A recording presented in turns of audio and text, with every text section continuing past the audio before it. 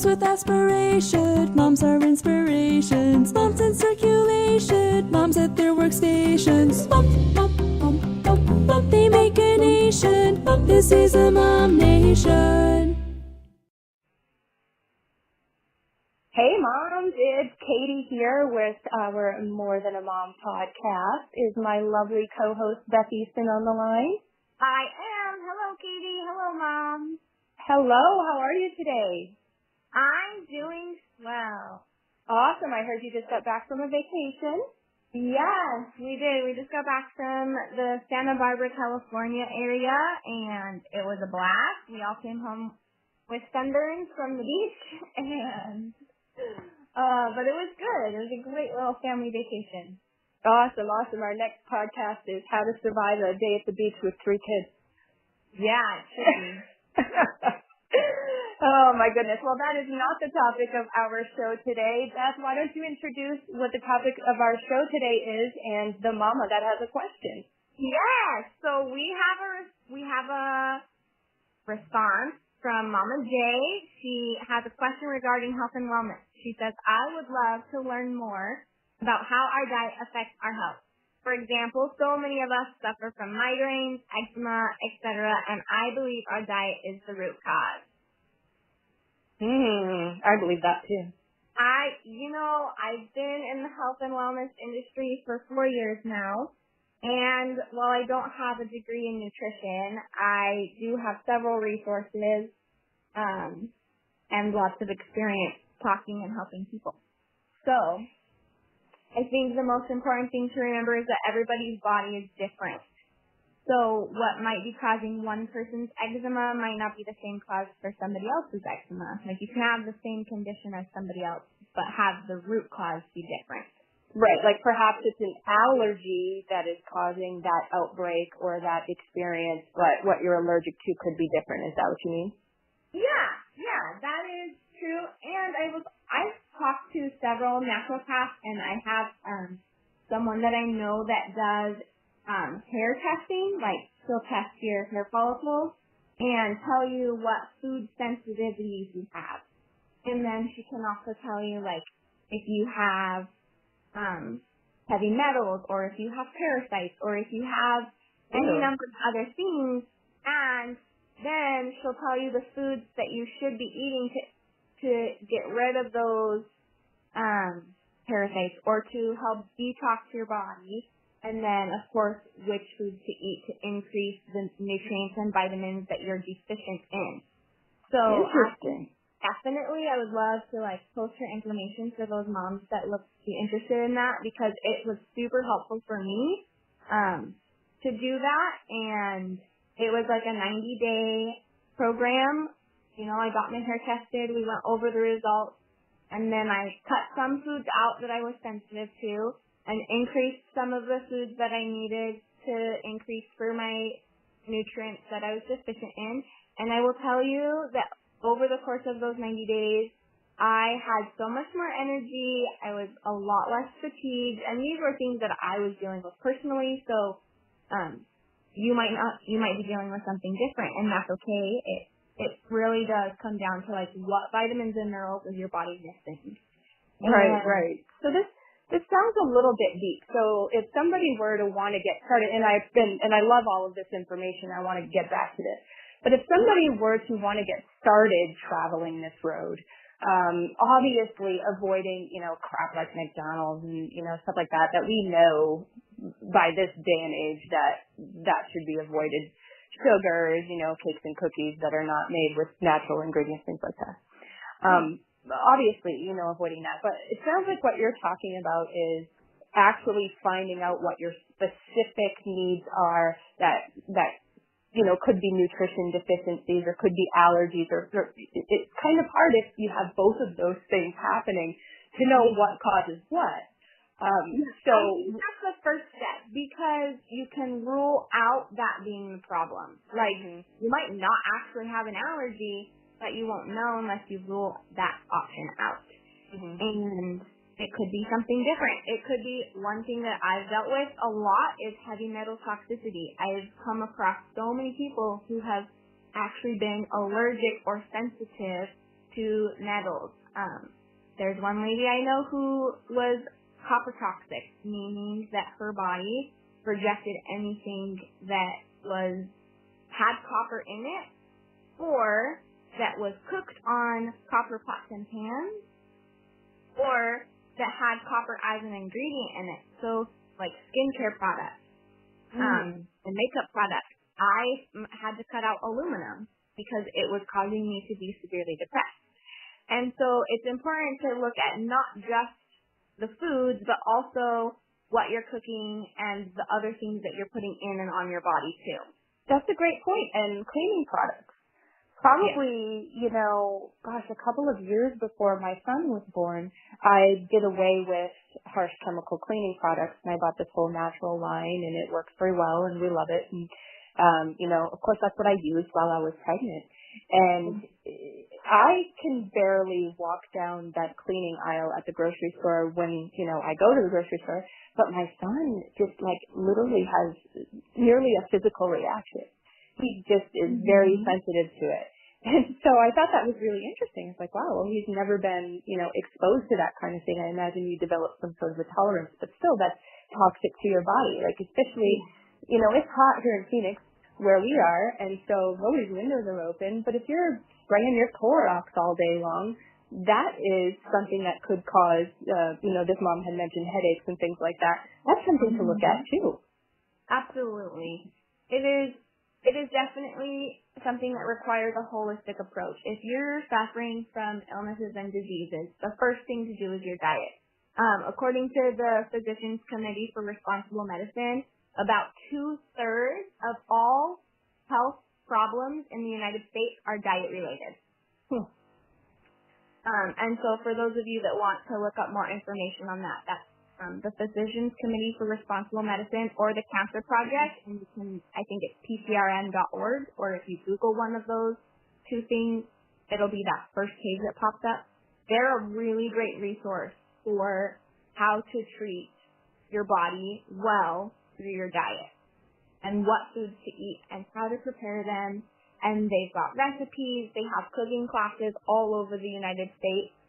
So that's something that is really great resource as well, because they're going to be able to, they're actual trained professionals, and the doctor that leads that is somebody that the company I work with has partnered with. He is a naturopathic doctor, and his name is Dr. Neil Barnard, and so you can know that when you go to their website and you look at their recipes and you're reading information from that website that it is legitimate. Awesome. And then there's always also consulting somebody that's physically in your area too, if you wanted to meet with somebody personally and that kind of thing. And now, does your doctor that did the hair testing, does she also consult on nutrition and things like that? You said she did, right? Yeah, she's done cooking classes. She's somebody that I personally have partnered with in my business. And she does do classes and workshops and things for people. She is all the way in Buckeye, but she does a lot of phone consultations too, so you don't have to worry about traveling all the way that far west if you don't want to. But she's fantastic. Her name is Shannon Hansen, and I can, when we're done, I can comment and send you a link to her website in the comments so that people can connect with her too. Because I do know of a few other local naturopathic doctors and nutritionists that I can track down their information to post as well. Awesome. Thank you for that. Yeah, I would appreciate that. And I think that there's another thing that we haven't really brought to the table yet that is probably really obvious, but I think avoided for some reason, and that's water intake. I feel like a lot of people that I know don't drink enough water. I mean, we live in the middle of the desert. It's 110 degrees out there right now. And so I think that oftentimes people think, well, I had a soda earlier, so that's fine, right? No. It absolutely does not hydrate you, let alone all the other ingredients in there. But it's certainly not a substitute. Yeah, soda actually does dehydrate you. So if you drink a soda, you're going to have to one thing that I've started doing, and we don't drink soda very often. It's like very rare that we have soda in the house, or like usually we don't even have it in the house. It's like we're going on a date and we're going to get a soda as a treat, right?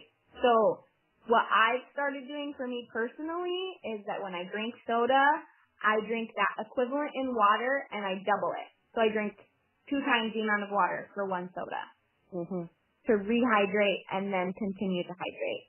There's a really cool app available on Android phones called Hydro Coach, and you can input your name, your birth year, so how old you are, your sex, whether you're male or female, your weight, how active a lifestyle you live, and what your weather is like. So people who live in hotter climates need to drink more water. Right. In Arizona, we need to drink more water. So you input this information. It'll even let you input if you're pregnant or breastfeeding, which is also great because those are other circumstances where you need to be increasing your water. Right. And then it populates the amount of ounces that you should be drinking in water every day. And throughout the day, it sends you notifications and alerts to your phone. Hey, drink a cup of water. You're doing great. Continue drinking water. And you can add, like every time you drink water, you can add how many ounces it was.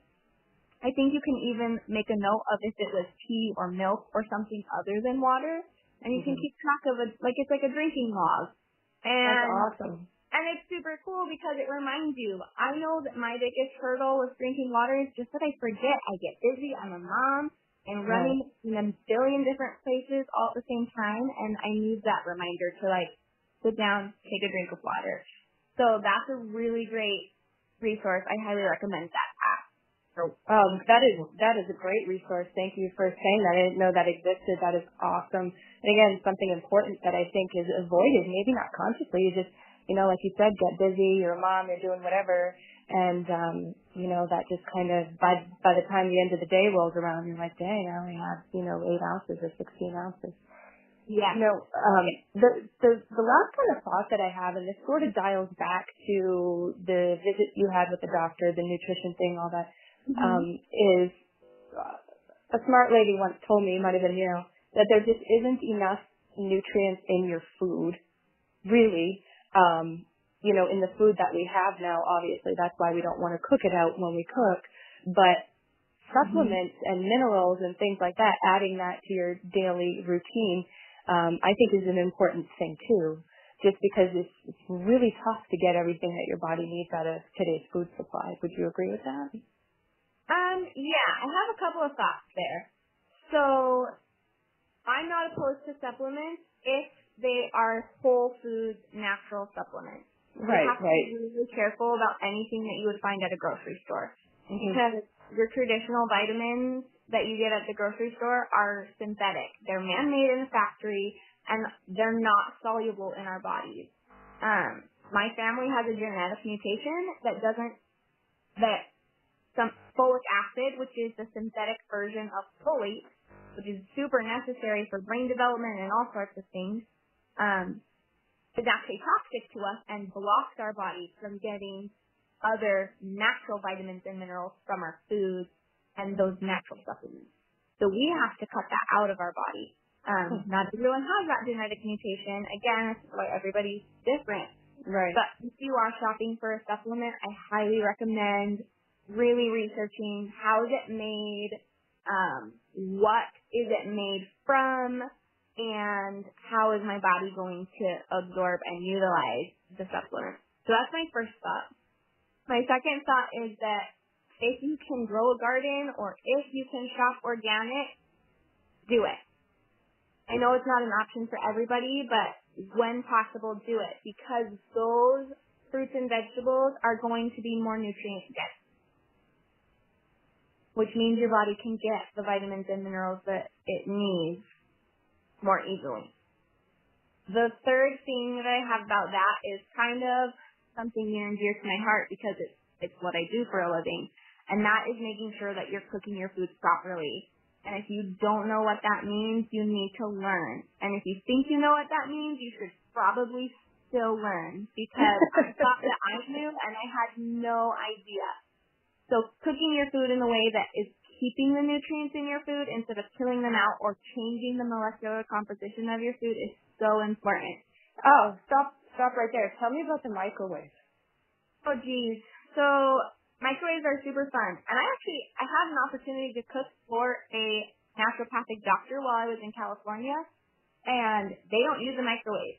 He said that a microwave, which is exactly what I teach people, a microwave changes the molecules in your food, and those molecules can actually attack your body and help feed your natural cancer cells. So all of our bodies have natural cancer cells in them.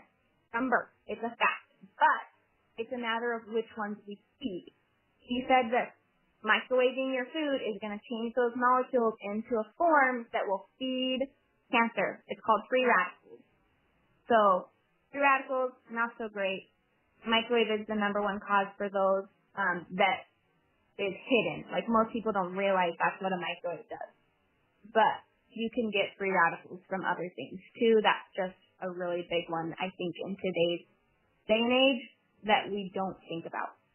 True. So since I learned that from you, I don't use the microwave. However, I still own it, and I will heat up the water for tea in it. Should I just throw it away? Ours is unplugged. Like, it came with our house, but we don't use it. I unplugged it for a couple of reasons. Even when you're not using it, it still emits EMS. And I just didn't feel like it was necessary since we weren't using it to have it plugged in. But yeah, I do all my water on top of the stove, and it takes about the same amount of time. Right. It's before me. Right. True. Yeah. Is there anything else you'd like to add? I don't know. This is just a topic that I've become really passionate about health and wellness the last 4 years because of my own experiences. And then, of course, because of my business, too, it's something that I've had the opportunity to get training on for 4 years now.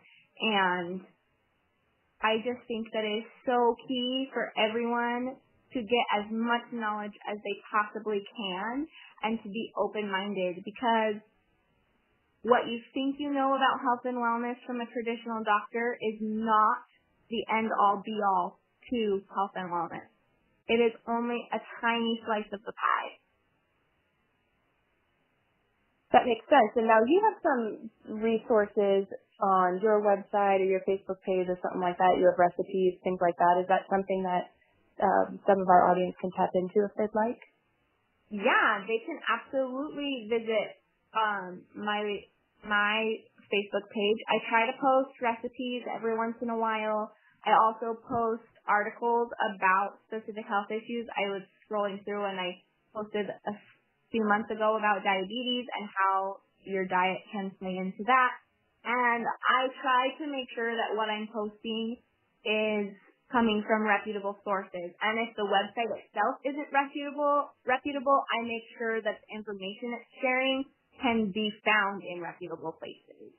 So I do my due diligence to make sure that my clients and my customers, the information that I'm sharing with them is accurate. So that's a great resource too, to just go follow my page. It's called Cooking with Beth, and I post recipes and articles and medical journals and links to medical professional websites that can help for those moms that are looking to either reverse or help these ailments that are affected by our diet. Awesome. Well, I hope that we thoroughly answered, is it Mama J? Yeah. Mama J's question. Thank you so much for your submission, Mama J. I really enjoyed the conversation. I always enjoy learning from you. So thank you very much for being on today. You're welcome. Thank you for the pleasure. I was glad to share. Awesome.